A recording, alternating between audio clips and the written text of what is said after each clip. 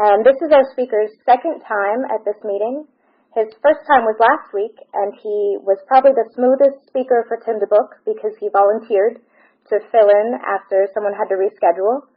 And I'm very excited to hear the experiences that led him to such a proactive recovery. And with that, we have David.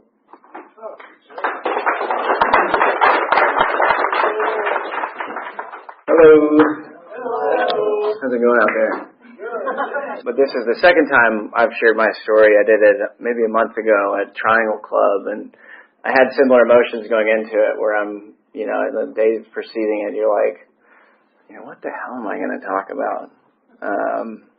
But it just kind of goes to show, you learn tools in this program, on how to talk to yourself and how to handle situations that used to baffle you. Because every time I would have one of those moments, it was like, David, what are you going to say? And it was like, all right, let's start from the beginning. And it was like, you know what? Let's just go in there with the attitude of like, how can I contribute? How can I walk into this room and pray to God, please give me words that will help someone else in this room. Let my story be some sort of mirror to help somebody realize or see their life in a different way, and how can I be useful to the people around me. I'm very thankful to be here. I'm very thankful to be in this program because my life has just changed so dramatically. I'm proud of who I am today. I've always tried to be proud of who I was. I've always been a very positive person. I had very supportive parents. Things were given to me. I was born with athletic ability. I was born into a nice family. I have a great brother. I have a great sister. But there was something that was common in all this, and it was always me. And I always felt uncomfortable, just all the time. I can't really remember before second grade. I remember kind of coming to and just like feeling uncomfortable. And like going to a new school in third grade and showing up and being like, who are these people? And, why do they all know each other? Why are they all friends? And why don't I fit in? And it was like that. There was always somebody at school that I felt like had people talk about this in these rooms all the time. It's like somebody handed out the rules for life and like we just didn't get a copy. Like somebody just skipped us on that day. We weren't there for the syllabus, or we just, we like someone did not give us how to do it. But that's kind of changed in the last 4 years. And just so you guys have frame of reference, I got sober at the beginning of 2022. I had a huge blackout on New Year's Eve, and it took me about 3 days to kind of wean myself off alcohol until I finally decided that I was ready to hang up the jersey. I never really felt like I knew how to live or how to be a normal person. I can remember that from when I was young. I always had sports, which was nice because that kind of helped me fit in.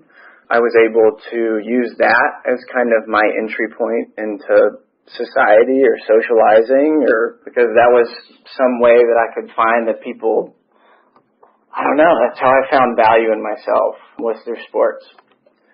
And I can remember moving schools. I went from, we used to live out in Alpharetta, and then we kind of moved in the city when I was younger, but I remember showing up, and like I said, I didn't have the rule book. And we kept moving. We didn't keep moving, but, elementary school moved on. We moved to a new group of kids, and again, here I am, and I don't know how to be around people. I just feel uncomfortable.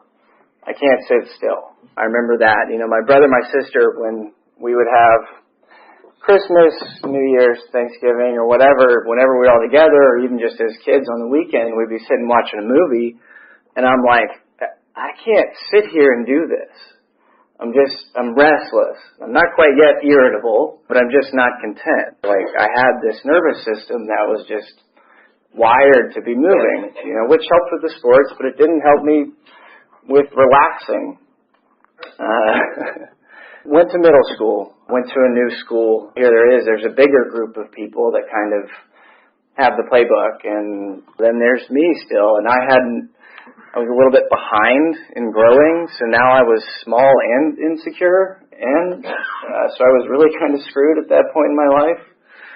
Fortunately, my parents made a good move, and I did 7th grade twice, and so I always brag about that to new people I meet because, I don't know, I just think it's funny. But it did. It took me twice, and it really did make a big change because now I finally kind of grew into my body, and now I was good at sports, and I was bigger, and, that finally helped me kind of figure out where I was in the world. I had finally arrived to a place where I felt comfortable. Eventually, that kind of wore off. Everybody caught up with me in my sports career. See, other people grew up, and they got good at sports, and then I was kind of small fish again. What changed my life was when I figured out about drugs and alcohol, because all of a sudden, that overactive nervous system that I was telling you guys about was sedated. From the first time I drank, the first time I used smoke alcohol, the first time I used nicotine, anything, it was like, man, this is what I was missing. What the hell? Where was this in 3rd grade?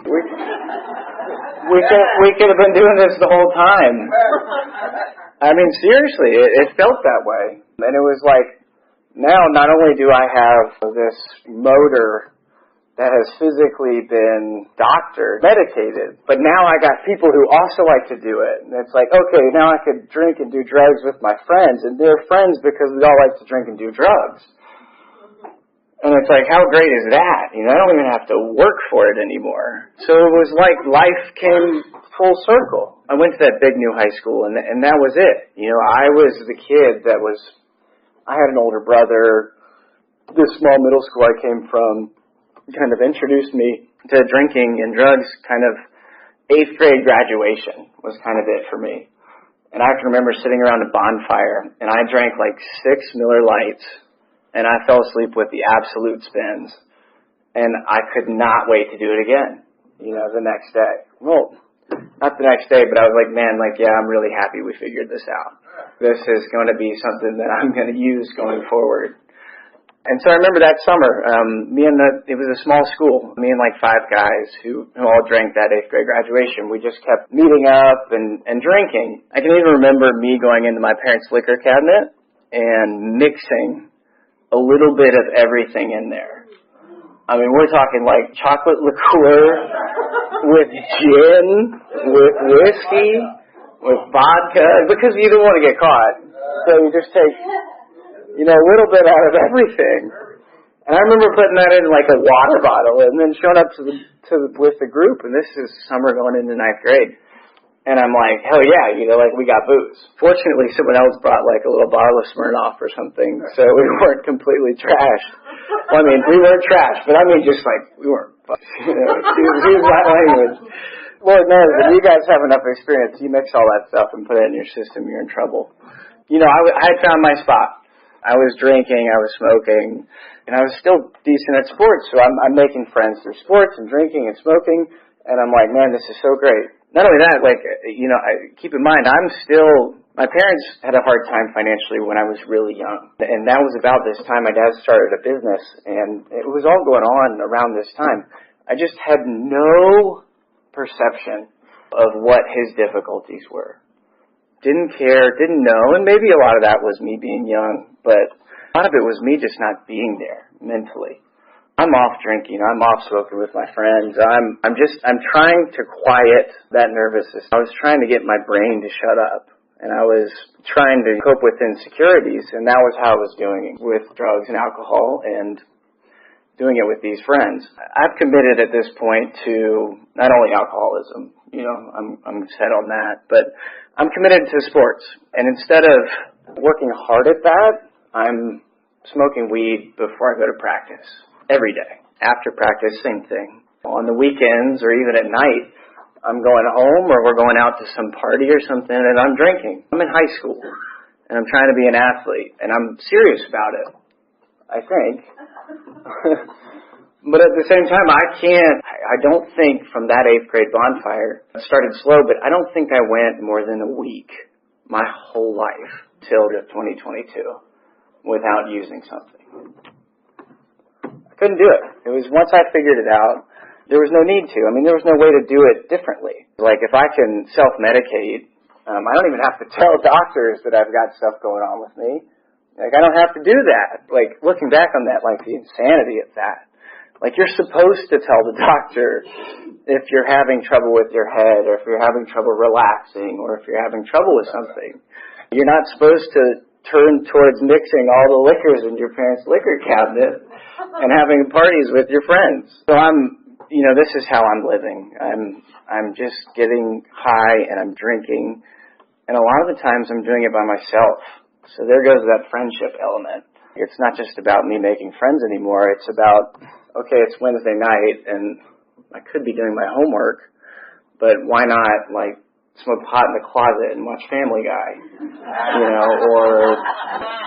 or like go downstairs and have dinner with my family, or like have dinner and then hang out, like be with this family that cares about me. That is not my motivation. My motivation is strictly to change the way I'm feeling. And so I got lucky because my older brother, he kind of looks like me. So as soon as he turned 18, I turned 18. Because I had his old driver's license. And then even better was when he turned 21, because I was also 21. And so I can remember now it was actually easier to get a hold of illegal substances because they didn't care. I mean, no one's carding you to buy a bag of pot. And now I could drive to the gas station on like a Tuesday night in high school, athlete, student, and like I'm drinking a 40. It's like, what am I doing? Looking back on it, it's easy to laugh at. But like at the time, I mean, and now it's easy. But like when you think about it, you're like, dude, like your priorities were just so out of whack. Got a family that's sacrificing, spending a lot of money to send you a nice, like, high school. They're helping you pay for sports. They're helping you pay for teams. They're supporting you wholeheartedly, and you're off getting 40s on a Tuesday night, 10th grade, 11th grade, 12th grade, spending tons of money on bags of weed. I mean, I'm stealing money out of my parents' wallet. And that was one of the first things I came clean about when I got sober. I mean, it took me to be a 31-year-old human being to get honest about that. And we'll get to some of that later. We're still on the how it was kind of train, I think. But high school athlete, I'm always wondering why I'm not playing, why I'm not, exactly, why I'm not getting my chance, at the varsity football team. This quarterback that's ahead of me, he's studying film. He's working hard. He's asking what he can do to improve. I'm smoking an eighth of pot, drinking 40s, not going to film study. But I'm like, what the hell? Why don't I get to play? I'm so talented. Like, what is that about? That was kind of how it continued for a while, was me just feeling sorry for myself. Not seeing that all of my decisions were based on not my future, not what I could use, like the tools that I've been given, the support system that I've been given, but like how can I get drunk or high or make people like me? And that was like my motivation for everything. I was talking about this before the meeting. Finally, I get it together enough that I go back to play baseball, which what I was originally really good at. And I had an awesome senior year, even while high and drinking, and I got away with it somehow, enough to where college coaches wanted me to come play baseball for them. We won a state championship my junior year, which was very cool. But then my senior year, we had a better baseball team, but the weekend before our semifinal event, 7 of my friends got arrested because we all were doing what we were normally doing. We just finally got caught. But this was a Cinco de Mayo, I guess, of like 2009.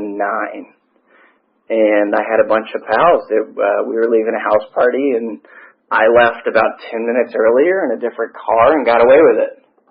And then they were in that car, and police pulls up, and they all get busted. We don't win state that year. Because a lot of those guys they're my best friends, and we were all really good at sports, we were really good at getting high, and that was kind of what we did.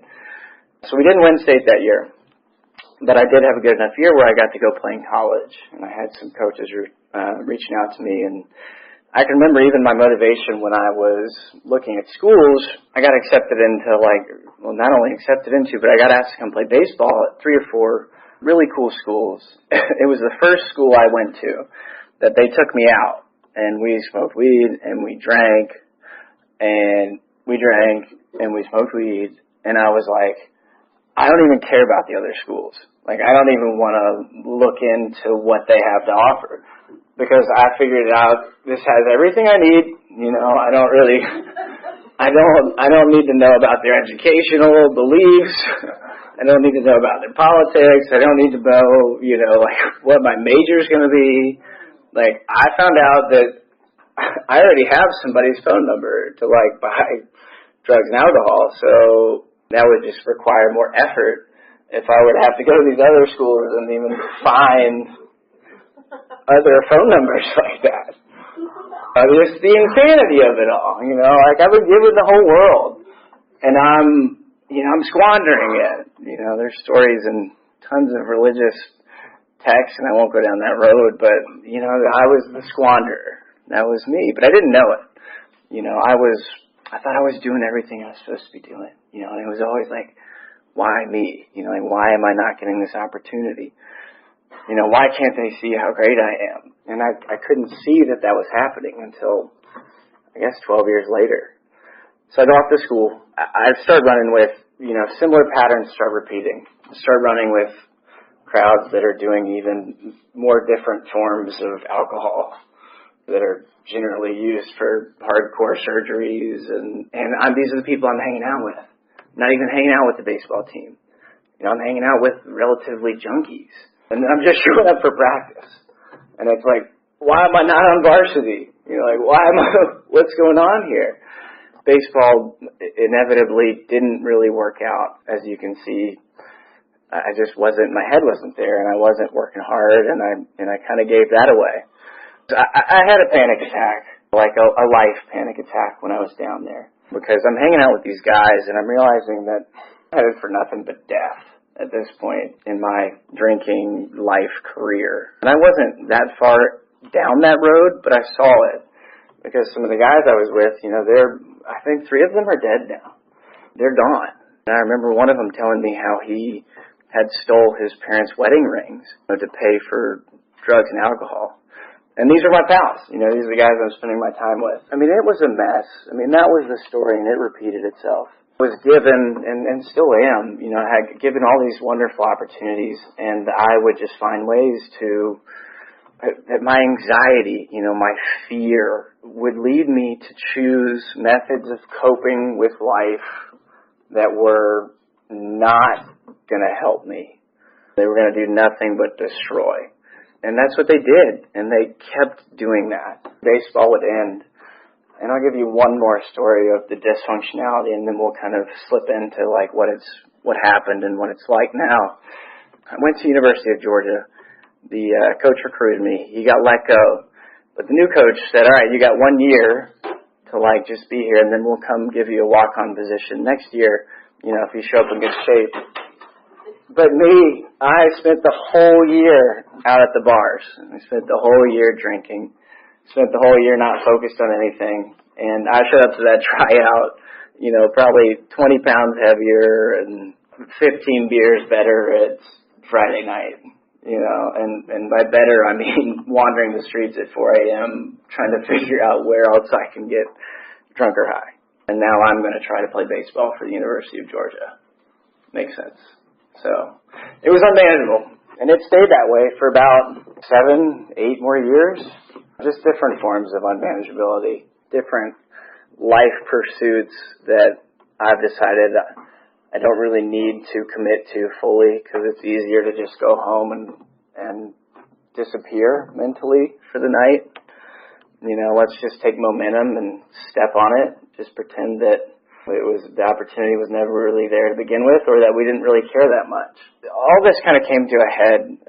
Literally, it was just 10 years of kind of the same cycle. And inevitably, it would come to the point where I'd be drinking and I'd be anxious. And it didn't matter how many drinks I would have, that anxiety would not go away. I'd be sitting at a table at a restaurant with my friends and I'd be just out of my mind anxious. And like I'm not even like hungover yet. This is like when I had recovered a couple days after my last experience. And I'd be sitting there and I can't keep living in my body. I go out New Year's of 2021 and I'm looking to feel better. I'm looking for a girlfriend. I'm looking for alcohol. I'm just looking for something. It doesn't matter how much, substance I put into my body. I can't find it. I can't find what I'm looking for. But I'm sure as hell searching. So I remember that night just kind of blacking out after like 25 beers on the day. Waking up the next day and be like, dude, what the hell just happened? But not only that, but now we're physically like, I can't just go into the next day and not drink. Because you guys know if you drink, you have to drink again the next day. Or else you're going to have a panic attack or a seizure or something. I go through the next day and I have about 7 or 8 drinks just to come down, off the night before. And then we go into the next day. And I got to have about 3 or 4 and maybe even a little bit of Xanax. And I'm like, that was kind of, so it wasn't that day, it was the next day. So we're talking 4 days in that I am sitting at my parents' house because they live in relatively the same neighborhood and it was, a place that felt safe to me. But I'm sitting there and I just lose it. I get overcome by this sense of, I've been fighting something for my whole life and I have never dealt with it properly. And I told them that. And I can remember every moment, from when I was a little kid up, when I was uncomfortable or afraid or whatever, or felt like the victim, I turned to drugs and alcohol. It all came out. And that was January 3rd of 2022. And since that day, my life has changed dramatically.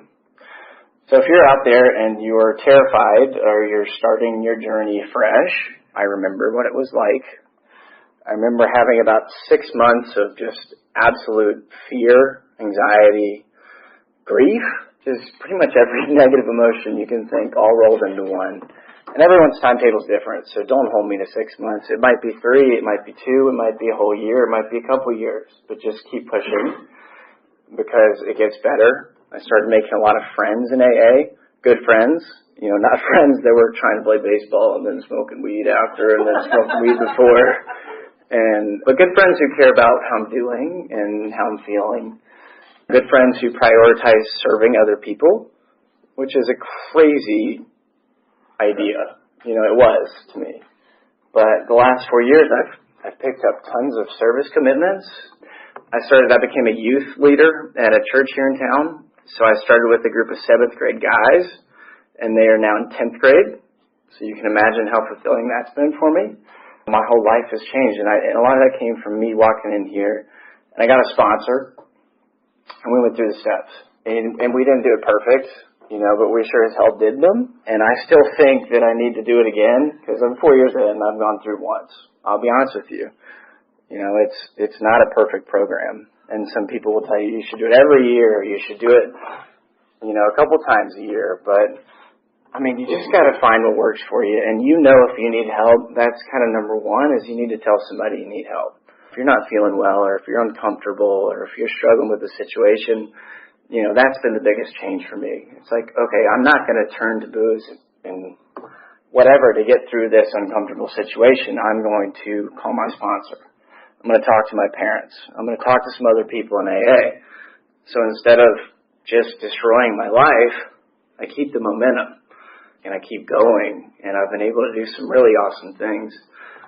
I went back to school. I got my MBA here in town at night, and then that kind of started a chain of self-development stuff. I Ended up studying for some really challenging finance exams and passed all those, and then I found more, and then I did well on those, and then I found more, and then I did well on those. But it wasn't because I was, overly talented or smart. It was because I just kept working. I worked really hard on that stuff. I spent hundreds of hours studying. I don't think I spent 800 hours in high school or college working, except for finding kind of that next high. Just being a part of this program has changed my life dramatically. I'm super proud to be who I am. I'm still superhuman, so I can be an idiot a lot of the times. And even some of that I'm growing out of. But I like to keep a lot of it. I visit my parents. I have nothing to be ashamed of. I get mad at them, just like normal people do, and I have to draw boundaries, which is a crazy idea for a group of alcoholics. But I do that, and I've learned how to do that because of the program, because of the people that have influenced me within this program, most importantly because of my higher power. Seriously, every day that goes by, I start to feel anxious, scared, afraid, vulnerable, victim. God, I'm going to give this to you, and I will certainly try and take it back as soon as possible, but then I give it over again, and then I do it again, and then I do it again, and then I forget for a couple weeks, and then I have to do it again. But as long as I do not put these substances into my body, drugs, alcohol, anything, I have a chance because I'm forced to figure out how to deal with it. I'm forced to go through the steps. I'm forced to find a service commitment. I'm forced to call my sponsor because you can't live when you're that uncomfortable. But instead of escaping it, you figure out how to deal with it. And life is still life. I got diagnosed with multiple sclerosis in May of this year. Athlete, and fortunately it's changed a lot.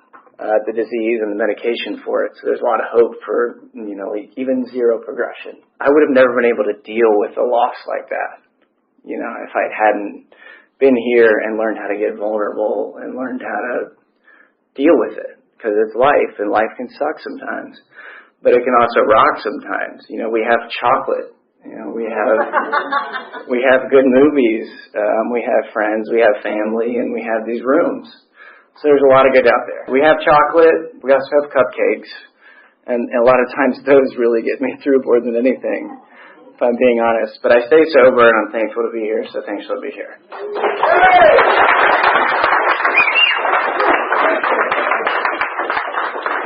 Thanks for listening. Thank God for the opportunity to change our priorities and learn how to sit in our skin. First I slept, and then I crept to a hope-filled dream. You rescued me, and finally, waking there I see. I look into love's window for a soul that's meant for me.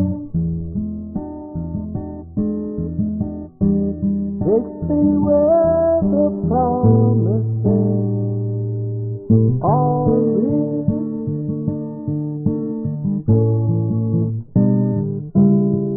Sometimes quickly, sometimes slow, we get just what we need.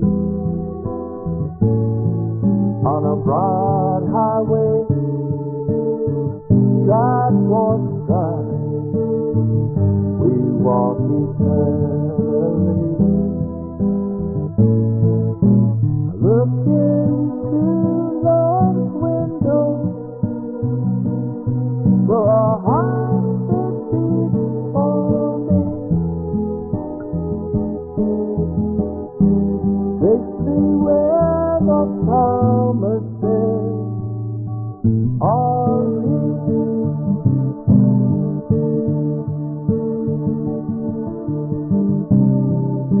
And I always long